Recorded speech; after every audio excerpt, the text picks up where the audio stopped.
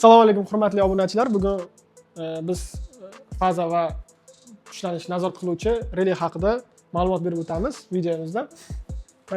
Bu relayni vazifasi tizimni xavfsiz ishlashini ta'minlash uchun qo'yilgan bu yoqda. Bu nimadan himoyalaydi? Agar faza noto'g'ri kelib qolsa yoki faza bironta faza yo'q bo'lib qolsa, tizimga tok o'tmaydi. Bu yoqda ko'rib turganingizdek, TS, TB, TA 3 ta kontakti bor. Bu yoqda sxemasi bor.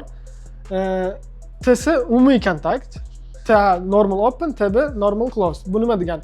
Agar tizim yaxshi holatda bo'lsa, TS bilan TA kontakt birlashib tok o'tadi. Agar avariya holatida TS bilan TB kontakti birlashadi. Bu yoqda kuchlanishning maksimal va minimal qiymatlarini chegaralarini belgilab qo'ysak bo'ladi. 380 dan 460 gacha, 300 dan 380 gacha minimali.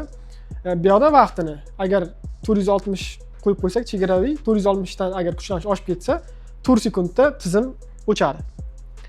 Bu yoqda xuddi shunaqa, faqat kuchlanish kamayib ketsa nechadir sekundda tizim o'chadi.